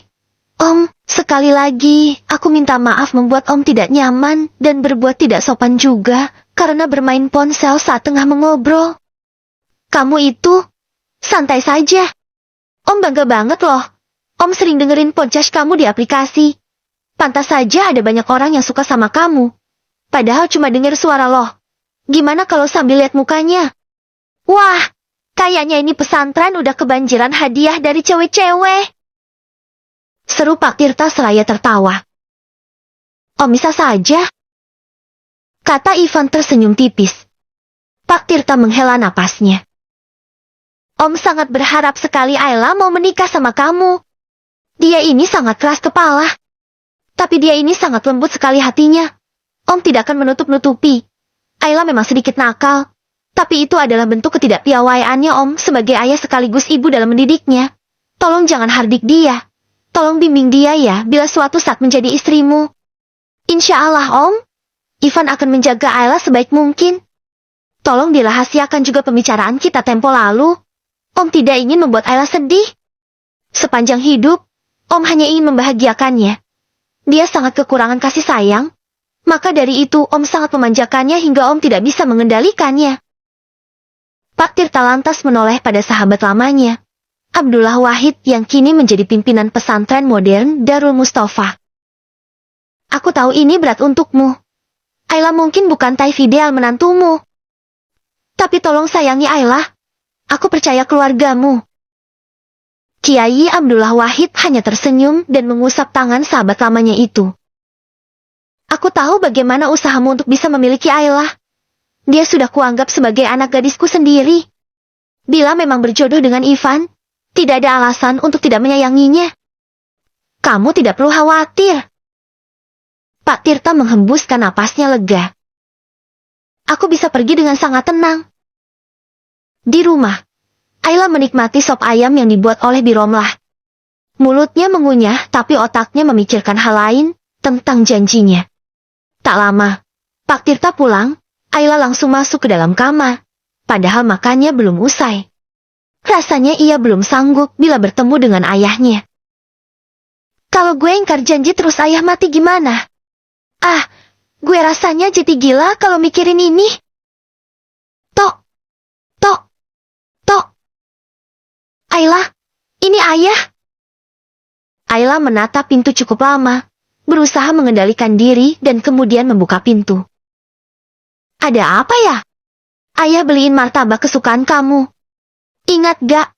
Dulu setiap kesini kamu pasti pengen beli martabak Menjalu. Ayla tersenyum, tapi kemudian matanya berkaca-kaca. Ayahnya selalu melakukan yang terbaik untuknya, sedangkan dia lebih banyak membangkang dan membuat ayahnya kecewa. Ayah. Lenyek Ayla memeluk. Loh. Kamu kalau kangen bilang aja. Baru aja nggak ketemu semalam. Suruh siapa kabur? Ayah. Lenyek Ayla lagi. Ayo kita makan martabaknya. Lebih enak bila dinikmati saat hangat. Ayla mengangguk dan turun. Rasanya masih sama. Manis dan pas di lidahnya. Diam-diam ia melirik Pak Tirta. Ayah. Kenapa, Gak enak? Rasanya beda. Ayla menggeleng. Aku sudah memutuskan. Pak Tirta menatap putrinya intens. Sangat penasaran dengan keputusan putrinya. Apa keputusanmu? Ia sudah siap. Biarlah bila anaknya menolak. Mungkin belum berjodoh. Aku menerima perjodohan itu. Mata Pak Tirta langsung berbinar. Malam ini juga kita langsungkan pernikahan. Ayla membulatkan matanya. Tetapi... Pak Tirta mengangkat tangannya, pertanda Ayla jangan berbicara karena ia sudah menempelkan ponsel ke telinga. Bagaimana bila akad kita langsungkan pada Isya? Ayla sangat lemah sekali mendengarnya. Apalagi sebelum azan Isya berkumandang. Rombongan keluarga Ivan datang. Ini sebenarnya Ivan orang mana sih? Kok tiba-tiba udah ada aja di sini? Kamu gak akan kabur lagi kan? akad akan segera berlangsung. Kata Pak Tirta memperingati. Enggak, aku gak akan kabur. Tapi ayah, kok bisa sih keluarga Ivan cepet banget datangnya? Ya karena Ivan orang sini, Ayla. Ayah kan udah kasih CV Ivan, masa kamu lupa? Ayla meneguk salivanya kasar. Ya kan udah lama ayah, aku gak ingat. Lebih tepatnya Alia tidak ingin mengingat karena keburu ilfil dengan foto Ivan yang berambut gondrong. Ayah! Panggil Ayla lagi seraya menahan ayahnya. Kenapa Ayla? Sebenarnya aku benar-benar belum siap menikah. Lagipun, aku bilang siap menikah karena aku pikir perjodohannya dibatalkan. Pak Tirta menggelengkan kepalanya. Ternyata jebakanku berhasil. Batinnya. Sudahlah. Pokoknya kamu kabur sekalipun ayah akan tetap menjabat tangan Ivan dan menikahkanmu. Tapi saran ayah kamu jangan kabur-kaburan lagi. Jangan permalukan ayah lagi. Kalau sampai kamu kabur, semua fasilitas kamu ayah cabut. Silahkan pergi dari rumah tanpa membawa apapun. Ayah juga akan mewariskan semua harta ayah pada yayasan sosial saja. Ayah? Lenyek Ayla. Ayah serius. Lihat wajah ayah. Apakah ayah terlihat bercanda? Bab 6. Akad nikah. Akad nikah sudah berlangsung. Ayla menggigit bibir bawahnya. Rasa ragu itu masih ada tapi mau bagaimana lagi. Ayahnya sudah menyerahkannya pada pria bernama Ivan. Kini, dirinya sudah sah menjadi istri Ivan. Hatinya bergetar. Tubuhnya merinding saat mendengar kalimat ijab yang berlangsung menggunakan bahasa Arab. Ayla sampai mengatur AC di kamar karena tubuhnya gemetar. Di bawah, Pak Penghulu memimpin doa dan mendoakan agar pernikahan ini langgeng sampai akhirat. Silahkan dipanggil mempelai perempuannya. Meski ada rasa bahagia, tapi pernikahan ini terkesan menyedihkan bagi Pak Tirta. Ayla tak memiliki ibu ataupun saudara hingga tak memiliki pendamping di saat menikah. Ia sendirian di kamar. Ivan, jemput istrimu ke atas. Ivan mengangguk. Ia sudah tahu bagaimana kondisi keluarga Ayla. Saya permisi semuanya, kata Ivan dengan sopan. Ia meninggalkan ruangan untuk menjemput istrinya. Di atas, sebenarnya Biromlah sudah mengetuk pintu dan meminta Ayla turun, tapi gadis itu enggan karena merasa tak siap. Belum lagi tubuhnya merinding. Neng, ayo atuh. Si Ivannya udah beres ucapin akad. Udah saja di suaminya, Neng. Cowok ganteng mah jangan dianggurin, kata Biromlah sekaligus menggoda. Di tengah rasa gugupnya, Ayla tertawa pelan. Ganteng dari Hong Kong. Biromlah terus membujuk agar Ayla membuka pintu. Tapi tiba-tiba melihat Ivan datang. Ah Ustadz, Neng Aylanya nggak mau buka pintu. Coba sama atuh, kata Biromlah. Ya Bi, biar saya saja. Bibi boleh turun ke bawah. Ayla mendengar suara Ivan, matanya melotot dan jantungnya berdebar kencang. Itu Ivan. Ngapain dia kesini? Ayla kian kerasa saja menggigit bibir bawahnya. Ia sama sekali tidak sadar bila itu akan meninggalkan bekas. Ia terlalu gugup. Begitupun dengan Ivan. Ia sama gugupnya. Tapi ia laki-laki. Ia akan memulai semuanya. Tangan kanannya terkepal dan terangkat. Dengan hembusan napas ia pun mengetuk pintu. Tanpa suara ia langsung memutar kenop pintu. Ayla kaget. Sangat tidak menyangka bila Ivan setidak sopan itu langsung membuka kamarnya tanpa suara. Hanya mengetuk saja. Assalamualaikum ya Zaujati. Ayla tertawa untuk meredam rasa gugupnya. Dim ya lo. Jangan dekat-dekat. Lo itu bukan type gue. Kalau bukan karena dipaksa gue gak akan mau nikah sama cowok gak keren kayak lo. Kemana-mana sarungan. Rambut jambrik kayak tukang cilok lampu merah. Pakai baju koko. Udah kayak kakek-kakek. Ingat, kita ini dijodohkan. Ivan tersenyum dengan tingkah Ayla yang tampak sok menolak, tapi tangannya sangat jelas saja gemetar. Insya Allah, walaupun dijodohkan, kita akan bersama sampai maut memisahkan. Nada lembut itu sangat mengusik Ayla hingga tubuhnya berbalik secara otomatis. Matanya celong. Bibirnya terbuka sempurna melihat sosok tampan berkemeja putih dipadukan dengan jas coklat muda. Rambutnya ditata sedemikian rupi. Tidak sarungan, tidak jabrik. Benarkah ini Ivan? Aku tadi mengucapin salam. Meski mengucapkan salam adalah sunnah, tapi menjawabnya adalah wajib. Mata Ayla mengejerjak dan segera memalingkan wajahnya. Wah. Ayla menggigit bibirnya lagi. Mengapa sangat sulit pikirnya? Waalaikumsalam. Jawabnya cepat, masih dengan enggan menatap Ivan. Namun posisinya kini berada di depan cermin. Ia bisa melihat pantulan sosok Ivan yang begitu tampan dan rupanya. Help! Gue mau pingsan, batin Ayla.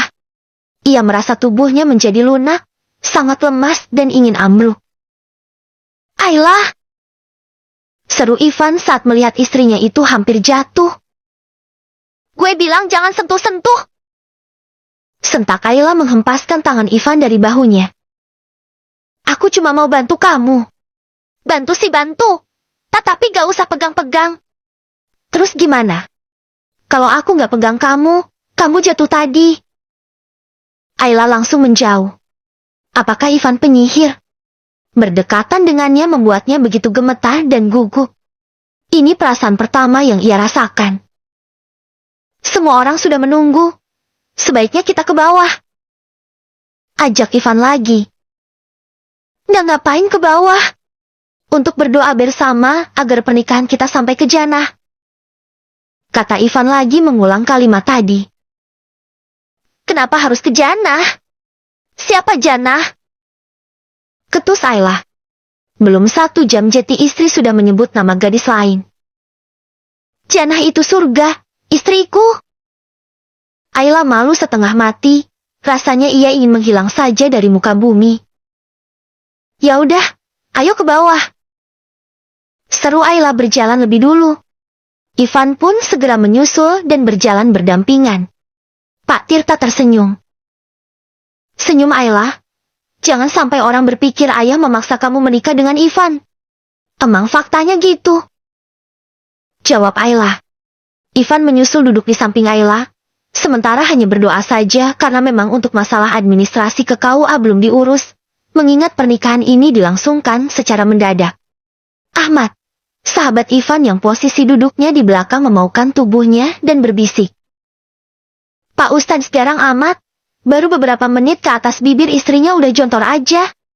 Astagfirullah. Kata Ivan mengusap wajah sahabatnya. Sana. Ke belakang. Diam-diam Ivan mencuri pandang pada bibir Ayla yang memang tampak bengkak dan ada bekas gigit. Waduh, pengantin baru sangat bersemangat ya. Kata Pak Penghulu. Gak apa-apa Pak Penghulu. Udah sah kok. Pak Penghulu Jak pernah muda kan? Timpal Ahmad. Ivan sangat ingin menampol sahabatnya. Sedangkan Ayla tak paham jadi cuek-cuek saja. Ya tidak apa-apa. Cuman tahan dulu sebentar kan bisa. Setelah selesai ini bebas kok mau diapain juga. Terlentang, tengkurap, gaya bebas, gaya khusus, halal. Insya Allah pahala. Kata Pak Penghulu. Pada ngomongin apa sih? Gumam Ayla tak paham. Lain hanya dengan Ivan yang memerah mendengarnya. Jelas saja semua tuduhan bibir bengkak Ayla pasti mengarah pada dirinya. Apalagi yang lain tampak tertawa dan memperhatikan. Ayla, sekarang Ivan adalah suami kamu. Hormati dia, karena surgamu sekarang ada padanya. Raihlah pahala sebanyak mungkin. Apapun yang kamu lakukan harus memiliki ridho darinya. Ayah akan selalu mendoakanmu. Bukan lagi menjadi anak yang solehah, melainkan menjadi istri yang solehah. Berbaktilah pada suamimu. Ayla memeluk ayahnya. Entah kenapa tiba-tiba saja air matanya jatuh. Ayah. Ayah, sebenarnya ada yang ingin aku sampaikan. Apa? Katakan. Ayla ragu mengatakannya. Pernikahan ini terlalu cepat hingga ia tidak sempat mengatakan mobilnya yang masih belum lunas itu dan masih baru penyok badi depannya karena menabrak. Meski menjadi anak satu-satunya dan pastinya menjadi kesayangan, ayahnya tanpa ragu akan memarahinya dan mengomelinya bila dirinya bertindak tidak apik pada barang. Badi mobil penyok. Aku lupa bilang ke ayah karena terlalu stres memikirkan pernikahan. Tapi, aku bersumpah itu bukan sepenuhnya salahku. Ayah bisa lihat kamera dashboard kalau tidak percaya. Aku minta uang buat perbaikan ya ayah. Oh ya, 2 hari lagi aku harus bayar angsuran mobil. Nanti TF ya ayah. Pak Tirta memejamkan matanya. Ia pikir Ayla akan mengatakan kalimat-kalimat haru pada orang tua layaknya yang dilakukan oleh pengantin pada umumnya di saat momen pernikahan. Tapi anaknya malah minta uang perbaikan mobil dan bayang angsuran. Kamu minta saja pada suamimu. Sekarang kan kamu tanggung jawabnya. Belum Ayla menjawab, penghulu lebih dulu bersuara. Mempelai pengantin perempuan, silahkan cium tangan suaminya. Hah? Ayla kaget. Negosiasi dengan ayahnya belum selesai tapi ia sudah dipinta untuk mencium tangan Ivan. Ayo jangan buat ayah malu. Ayla pun berbalik, mengambil tangan Ivan yang terasa dingin dan berkeringan untuk dicium. Tangan Ivan pun sedikit gemetar hingga timbul sebuah ide. Maaf. Tangannya dicium pakai bibir bukan ditempelin di kening ya?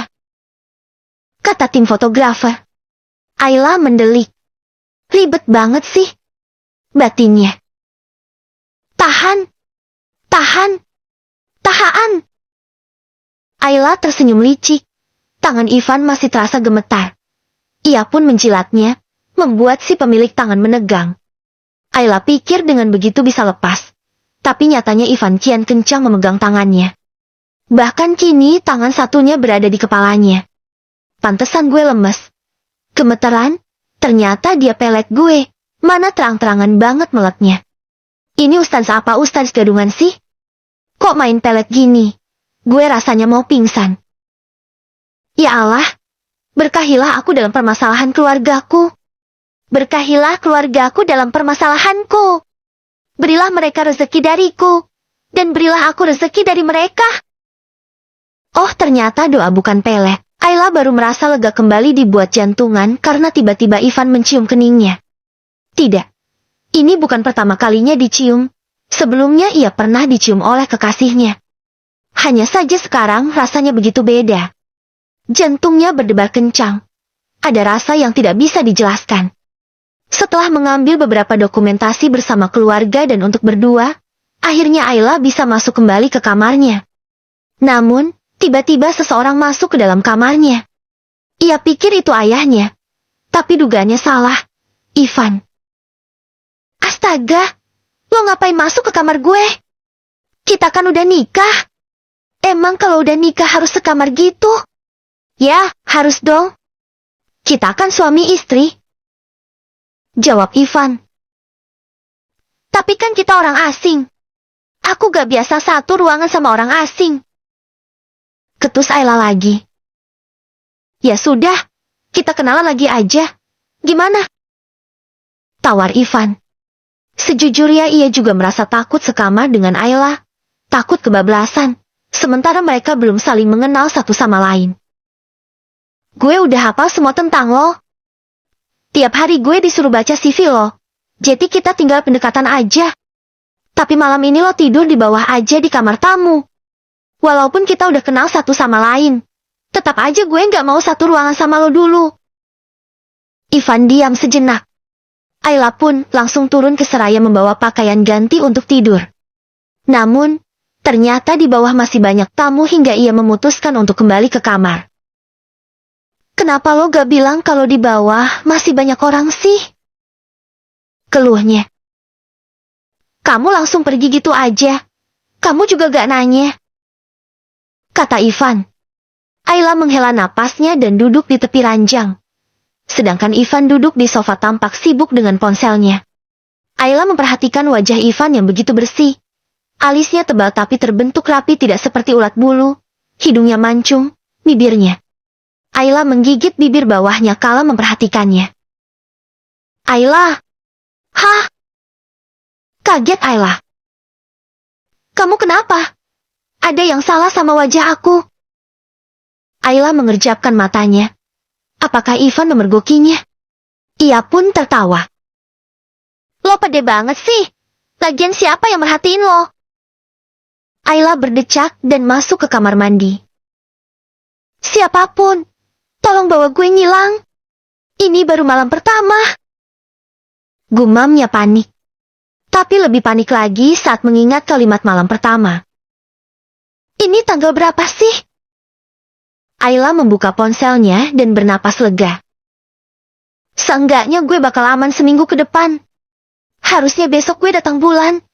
Jadi malam ini gimana pun caranya, gue harus bisa menghindari itu cowok.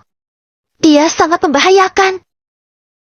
Ayla keluar setelah membersihkan tubuhnya dan mengenakan baju tidur panjang. Kamar tampak sepi. Kemana Ivan? Pintu kamar diketuk lagi dan dibuka. Kok kamu nyuruh Ivan tidur di kamar tamu? Dia ngadu sama ayah? Enggak. Ivan sama sekali nggak bilang.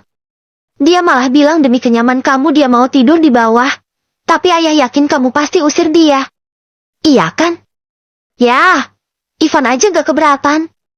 Lagian ini itu gak mudah buat aku. Kenapa ayah gak paham sih? Apa gak cukup ayah masa aku nikah sama cowok asing yang bahkan gak aku kenal? Kenapa ayah sangat egois? Aku udah cukup ngalah dengan menerima pernikahan ini. Bisa gak ayah kasih aku sedikit kelonggaran? Ivan aja gak masalah kan? Pak Tirta menghela napasnya.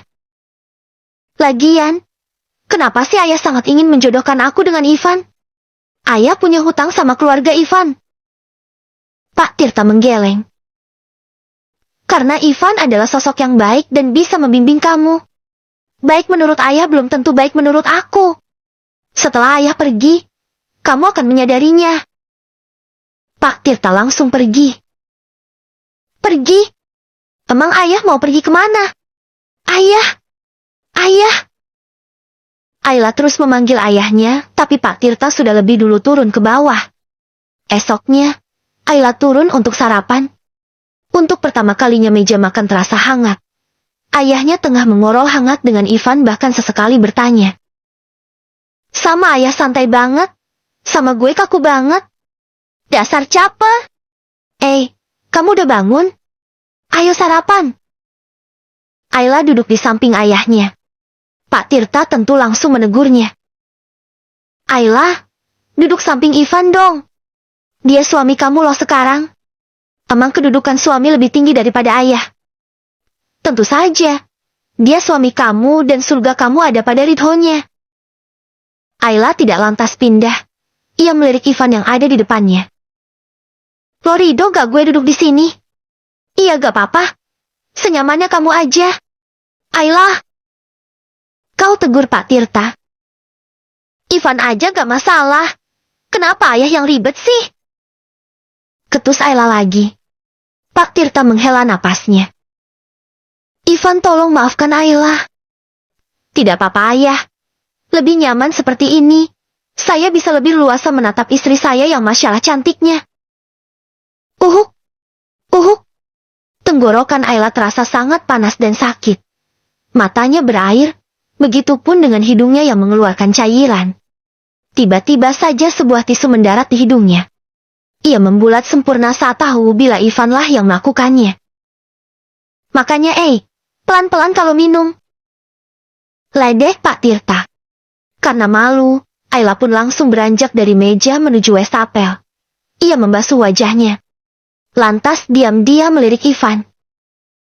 Mulut jahanam memang si Ivan. Bab 7. Memutuskan David. Ayla terus menghindari Ivan setelah insiden di meja makan, tapi Ivan dan ayahnya tampak menempel, kemana-mana berdua. Usai sarapan keduanya, lanjut mengobrol santai di sofa sambil menikmati buah dan bermain catur. Setelah itu bermain tenis, sekarang lanjut menonton pertandingan ulang sepak bola semalam. Karena tidak memiliki kegiatan apapun, Ayla pun kembali rebahan di kamar sambil mendengarkan podcast ngopi ngobrol perkara iman yang pengisi suaranya merupakan ustadz favoritnya yang berusaha nama arobatannya dong ustadz. Ayla terus scroll ke bawah hingga menemukan sebuah podcast dengan teman rahasia jodoh. Karena penasaran ia pun mendengarkannya. Tak ada keindahan rahasia selain rahasia ketetapan Allah. Mengapa sebagian manusia menemukan jodohnya dengan mudah, tapi sebagian kesulitan? Mengapa seseorang mendapatkan jodoh yang tidak dia kehendaki, sementara orang lain mendapatkannya dengan sangat puas? Allah Maha Tahu atas apa yang direncanakan. Ayla merasa tertampar dengan kalimat terakhir dari podcast yang ia dengarkan. Ini yang membuatnya begitu menyukai Ustaz ini. Setiap di akhir podcastnya selalu membuatnya berpikir jika memang Allah sudah menentukan garis hidupnya, takdirnya, dan ini memang yang terbaik untuknya. Tapi kemudian Ayla kembali teringat pada angsuran mobil. Ayah nyebelin banget, masa nyuruh gue minta ke Ivan? Malu banget dong, katanya pelan. Ia lantas melirik hantaran pernikahan yang terjajar rapi di kamar. Di dalam satu kotak terdapat beberapa uang gepokan merah. Ia pun melihatnya. Apa gue pakai ini aja ya? Ini kan hak gue, kata Ayla. Tapi kalau ketahuan malu banget. Secara gue kan nolak banget sama pernikahan ini awalnya. Lanjutnya. Gue minta ayah aja deh. Kalau gak dikasih baru pakai uang ini. Ayla memberanikan diri turun ke bawah. Ia duduk di samping ayahnya. Kalah wasitnya curang nih, kata Pak Tirta. Udah biasa kali ya dicurangin wasi, uang yang bicara. Ayla memang suka menonton sepak bola. Ini berawal dari ayahnya yang sering mengajaknya nonton di stadion. Ivan, Ayla ini suka juga loh nonton bola. Tapi kamu siap-siap aja. Dia kalau nonton suka teriak-teriak dan suaranya kenceng kayak toa, kata Pak Tirta tertawa. Ivan tersenyum tipis dan melirik Ayla yang tampak mendelik. Apa sih ayah? Rese. Loh, emang bener gitu kan? Malah kalau gol kamu suka loncat-loncat. Ayla kian cemberut. Oh iya Van, Ayla juga jago main golf loh. Waktu SMA dia juara se-Asia. Masya Allah, kata Ivan seraya kembali melirik Ayla. Ayah udah deh, gak usah dibahas-bahas, seru Ayla. Kamu ini gimana sih? Lagian ayah itu nyeritain prestasi kamu bukan kejelekan kamu. Lihat Ivan, dia bangga loh sama kamu. Suami kamu juga keren loh. Dia kuliah di luar negeri karena beasiswa prestasi. Nilai IPK-nya selalu paling tinggi di angkatan dan memenangkan banyak perlombaan. Ayla hanya cemberut mendengarnya meski ada sedikit rasa takjub. Kini, Ivan tampak begitu sempurna. Tampan, soleh dan berprestasi. Minusnya ia belum tahu apa pekerjaan laki-laki itu. Percuma mencakup ketiga aspek di belakang kalau masih jadi beban orang tua. Ayah, gimana sama permintaan aku kemarin? Udah ayah bilangin sama Ivan? Ayla melotot. Ayahnya sangat tega dan sangat berniat membuatnya malu. Mau dibenerin kapan? Tanya Ivan. Ditanya sama suami itu, jawab bukan melamun. Seru Pak Tirta menyentil anaknya. Ayah rese deh, ketusnya dan pergi. Ia masih gengsi bila harus meminta uang pada Ivan. Baginya Ivan masih menjadi orang asing meski secara agama sudah sah menjadi suami. Ceklek. Ayla terkesiap saat mendengar pintu diketuk. Ia melihat sosok Ivan masuk ke dalam kamarnya. Gimana sih? Katanya Ustadz tapi kok mau masuk kamar orang gak tahu etika? Omelnya. Assalamualaikum, istriku. Ayla masih cemberut hingga enggan menjawab. Tapi kalimat Ivan di malam pertama pernikahan mereka kembali terngiang. Menjawab salam itu wajib. Waalaikumsalam. Ngapain lo kesini? Aku mau ajakin kamu benerin mobil. Ayo. Angsuran mobil kamu juga udah aku bayar. Gak ikhlas? Ivan bingung. Ia hanya mengatakan agar istrinya tidak lagi resah dan meminta pada ayahnya. Kenapa responnya malah seperti itu? Kenapa harus dia ikhlas? Kamu itu sudah menjadi tanggung jawab aku sekarang. Semua tanggung jawab yang tadinya ayah pegang, kini sudah beralih pada aku. Jadi, kedepannya jangan canggung. Jangan malu. Katakan saja bila membutuhkan sesuatu. Mata Ayla memicing. Entah kenapa ia tak nyaman dengan gaya bahasa Ivan yang menggunakan kata aku. Ya udah, ayo. Katanya mau benerin mobil. Aku tunggu di bawah. Ivan lantas keluar dari kamar. Ayla langsung kembali menjatuhkan tubuhnya di ranjang. Kenapa dia kok banget sih? Belum mandi aja auranya udah aura-auran. Malah makin ganteng sama rambutnya yang kayak acak-acakan. Ah, bisa gila gue. Ayla bangkit untuk berganti pakaian, tapi kemudian ia lupa akan satu hal. David, gue belum putusin dia. Gila banget gue. Udah nikah, tapi masih punya pacar. Cewek macam apaan gue? Ayla membuka pesan dari David. Ada banyak pesan masuk dari kekasihnya itu. Bahkan telepon pun entah berapa puluh. Begitupun dengan Caca dan Elsa. Kedua sahabatnya itu begitu khawatir padanya. Ayla, gue baik-baik aja. Lagi hibernasi di kampung halaman bokap. Ayla menghela napasnya saat kembali membuka pesan David. Biar bagaimanapun, David selalu ada untuknya dan selalu menjaganya selama ini. Tapi memiliki hubungan dengan dua pria bukanlah hal yang bagus. Apalagi ia pacaran secara diam-diam. Entah akan semurka apa ayahnya bila tahu. Tak ingin mengetik panjang-panjang. Ayla segera menghubungi David lewat telepon. Halo? Gue seneng banget lo akhirnya ada kabar. Lo di mana? Gue khawatir. Tiap malam gue kesein karena gak ada. Gue kangen banget sama lo. Fit, sebenarnya ada yang mau gue omongin sama lo. Ada sedikit keraguan dari Ayla. Apa? Lo baik-baik aja kan? Gue fine. Gue cuma mau bilang, kita putus. What? Lo bercanda kan? Lo cuma prank gue kan? Ya ampun Ayla, lo lucu banget sih. Seru David saya tertawa, tapi tangannya terkepal. Gue serius, gue mau kita putus. Tapi apa alasannya? Seru David. Tentu saja ia tidak terima diputuskan begitu saja oleh Ayla. Bila seperti ini, siapa yang akan membayarkan makannya? Gak ada alasan. Jawab Ayla enggan menceritakan kejadian aslinya. Baginya pernikahan ini sangat konyol, David pun tidak akan percaya pastinya. Ayla, gue sayang banget sama lo. Gue cinta banget sama lo. Gue selalu jagain lo. Apa selama ini gue ngelakuin kesalahan sampai lo tiba-tiba putusin gue setelah lo tiba-tiba tinggalin gue di bar? Lo tahu gue hampir aja digebukin karena gak bayar meja. Sentaknya di akhir kalimat. Ayla pun tersetak kaget dengan kalimat terakhir David. Oh, jadi karena gak bisa bayar bil lo khawatir sama gue? Ayla seolah baru tersadar.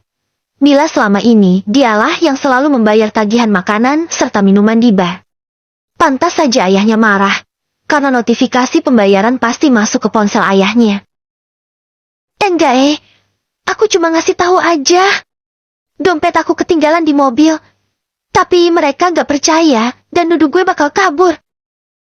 David gelagapan hingga mengganti gaya bicaranya menjadi aku kamu.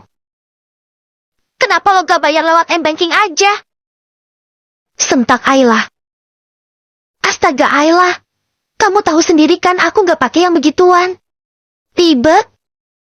Kamu tahu sendiri aku kayak gimana orangnya. Justru karena lo orangnya gak mau ribet, jadi gak usah bawa-bawa dompet. Bawa ponsel aja. Transaksi lebih mudah dari ponsel. Kalau lo emang bukan tipikal orang yang mau ibet, harusnya lo punya m-banking. Oh, atau jangan-jangan selama ini lo gak punya uang? Seingat gue, dulu semuanya gue yang bayar, tiap malam lagi. Skak Ayla. David kehabisan kata-kata. Gak mana ada kayak gitu. Lo tahu kan bokap gue itu orang kaya. Kalau lo beneran orang kaya, harusnya lo malu tiap jalan. Tiap malam gue yang bayarin terus. Aku gak pernah minta dibayarin Ayla. Emang situasinya gak bagus aja. Ketinggalan dompet, salah bawa ATM, ponsel mati. Tiap jalan lo selalu ada alasan. Dan selama kita pacaran kejadiannya terus kayak gitu. Kok bisa ya gue sebodoh itu dulu? Ayla menertawakan dirinya sendiri. Gue bersyukur banget sekarang sadar. Bye. Ayla langsung memutuskan sambungan telepon dan memblokir nomor David. Berikut dengan seluruh sosial medianya. David brengsek. Dada Ayla terasa sesak. Kenapa ia baru sadar sekarang bila selama ini dimanfaatkan oleh mantan kekasihnya? Ia mengusap wajahnya kasar. Merasa menyesal atas apa yang telah mereka lewati bersama. Kenapa gue harus nangis? Harusnya gue seneng karena akhirnya bisa lepas dari cowok mokondo kayak dia. Ayla bangkit, bergegas bersiap dan turun ke bawah. Ivan sudah menunggu di luar seraya memanaskan mobilnya. Ayla pun masuk ke dalam. Diam-diam ia memperhatikan Ivan yang tengah menyetir. Ia merasa Ivan merp seseorang tapi tidak tahu siapa. Kenapa dia sangat tampan dan cool? Batin Ayla. Kamu gak lapar lagi? Tadi pagi cuma sarapan roti aja. Ayla tertawa pelan. Tadi memang ada 2 jenis sarapan di meja. Ia dan ayahnya makan roti, sedangkan Ivan makan nasi goreng. Gue udah terbiasa. Pagi cuma makan roti, jam 10 makan buah-buahan atau salad, siang baru makan yang berat-berat. Ledeknya. Oh begitu. Tapi aku kayaknya nggak bisa. Kalau cuma makan roti paling cuma kuat sejam 2 jam aja. Buat ganjal perut. Pagi-pagi aku harus makan makanan berat. Kenapa ngomong formal sih? Bukannya lo kuliah di luar negeri? Santai aja bisa gak? Kesal Ayla. Ivan terus berbicara formal tapi begitu lembut. Ini tidak aman untuk hatinya yang rentan terpesona oleh pria tampan. Kamu mau aku ngomong bahasa asing gitu? Aku kuliah di Singapura. Tentu bahasa yang digunakan sehari-hari itu bahasa asing. Bukan bahasa Indonesia. Enggak gitu juga. Maksud gue lo ngomong kayak biasa. Kayak gue gitu. Ivan menoleh. Lo gue gitu? Memastikan. Ayla langsung mengangguk sebagai jawaban. Aku gak biasa, Tapi kalau kamu mau, aku coba. Bagus. Terjadi keheningan cukup lama. Ayla yang tidak hafal jalan pun merasa takut. Lo mau bawa gue kemana sih? Ke bengkel. Sayang. Mata Ayla membulat sempurna. Jantungnya langsung dag-dig-dagser. Apaan sih lo? Sayang-sayang? Ya gak apa-apa dong. Kamu kan istriku. Gak boleh mangnya. Lagian aku ngerasa aneh aja kalau manggil nama. Gak. Enggak. Lo gak boleh manggil sayang? Sentak Ayla. Iya. Gitu aja marah. Dasar pemarah. Gumam Ivan. Lo ngomong apaan barusan? Kamu pemarahan, Kata Ivan lagi. Ayla cemberut. Diam-diam Ivan tersenyum melihat Ayla yang tak berubah sama sekali.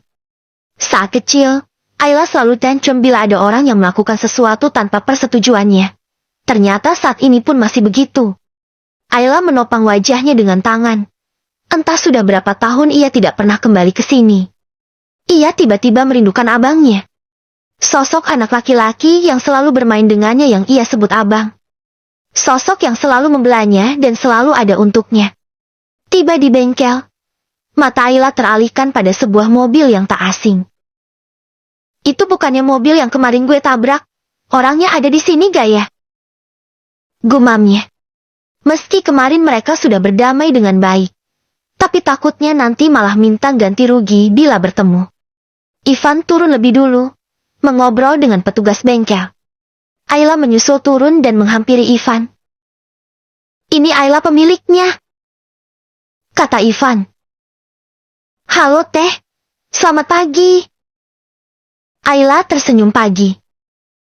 Duduk dulu Van. Mau kopi, teh atau susu nih? Goda Hakim yang merupakan teman Ivan. Seperti biasa aja. Jawab Ivan seraya menggelengkan kepalanya. Temannya ini memang tidak pernah berhenti bersikap konyol. Tetehnya juga silakan duduk. Mau minum apa? Teh manis, Kopi, susu, air mineral aja.